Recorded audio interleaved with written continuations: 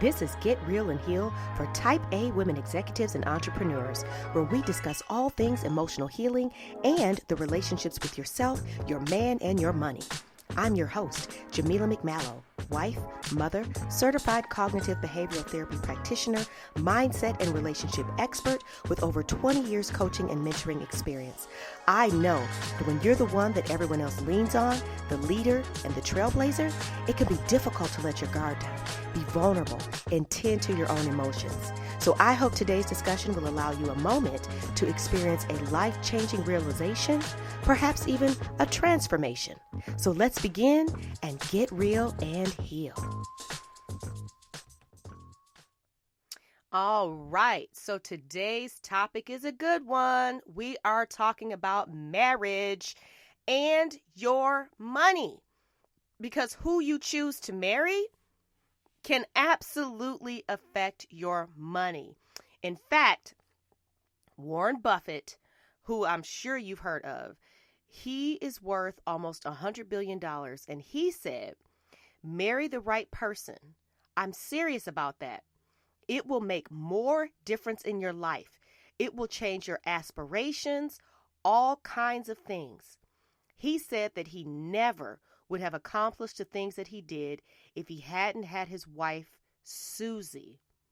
So you see, he viewed his wife, the person he chose to marry, as his greatest financial investment, because he understood that the person with whom you choose to share your life is either going to inspire you to do greater things or bring you down and hold you back from your true and real potential.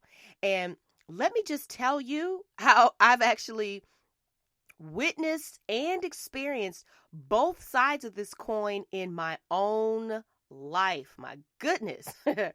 So my first marriage was toxic. It was filled with lying, abuse, and infidelity, including financial infidelity. Okay. So I had married someone who had no problem being in debt, to have the things that he wanted. He was a spender, not a saver, and he would hide things financially. You know, he was dishonest, would buy things without talking with me first. And not saying that you have to get permission, right? You're grown, you have a job, but big things, purchases that impact the family's finances, things like that, things that I never would have done on my own without discussing it with him first, he did regularly. And so it was crazy, a crazy financial situation in that relationship for me.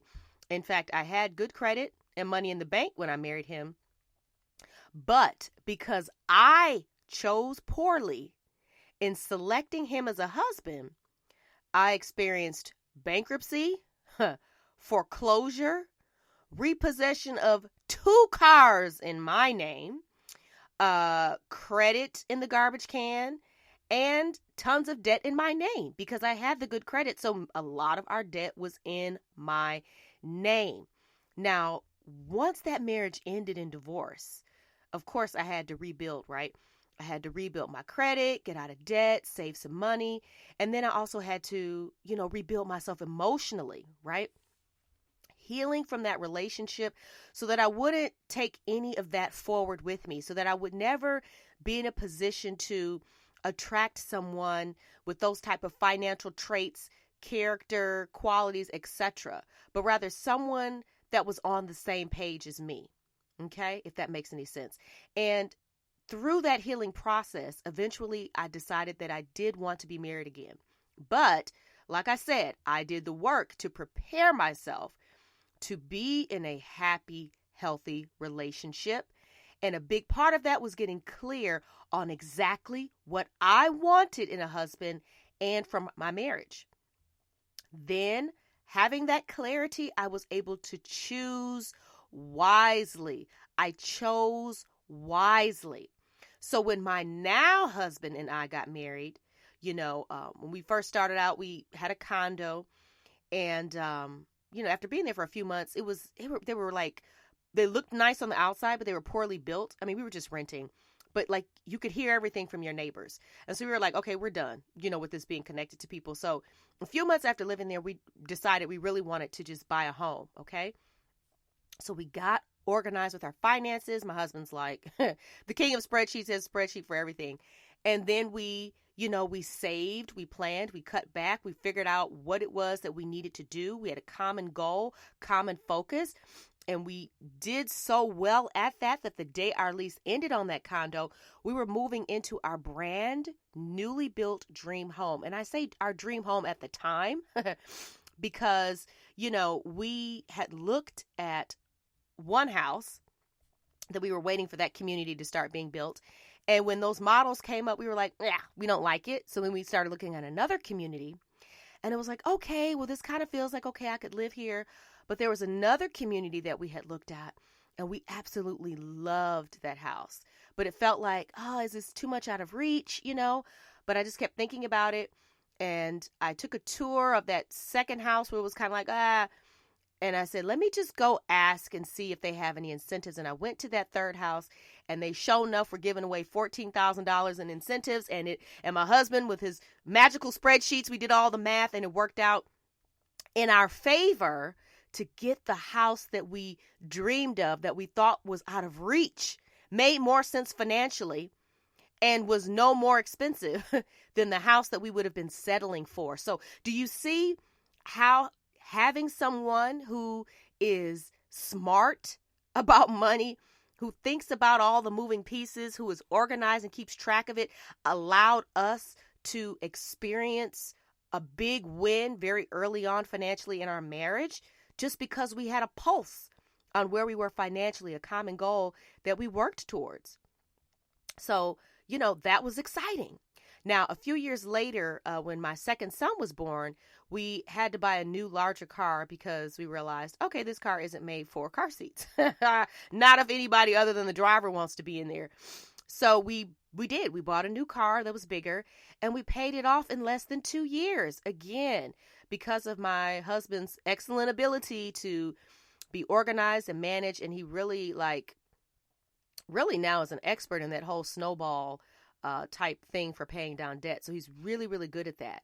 And so when I started my transformational coaching business, now, of course, I've been coaching and mentoring for over 20 years in a variety of professional settings. But when I chose to kind of hone in on this niche of transformational coaching as a business, and I began investing in myself, well, we were properly resourced enough to where my husband he just handed me the card to pay in full for coaching, for programs, for support, etc. In fact, the first coaching program that I ever joined was $7,000 and I paid in full.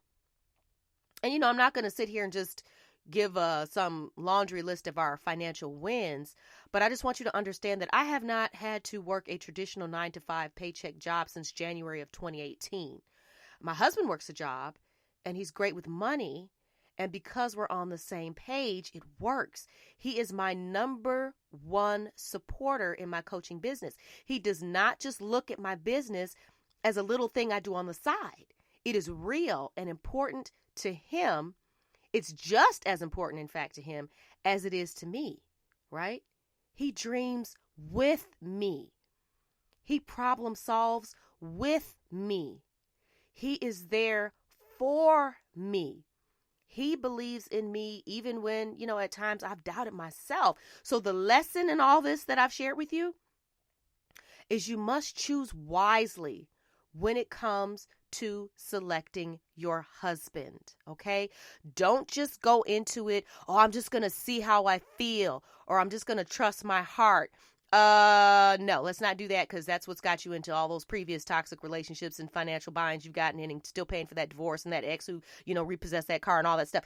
All of that stuff that's in your past. Yeah, your heart took you there. So no, we're going to bring our head into it and we're going to heal.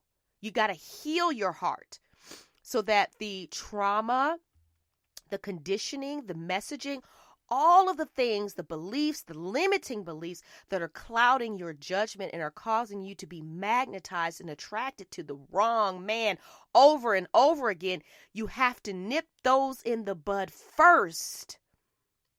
And now that positions you to become a magnet for good men who share your values financially and with whom you can now go forth and build your empire together. See, when my husband and I first got married, he actually made less money than I did, but within a year, he was making more money than me. And within a couple of years, he practically doubled what I was making.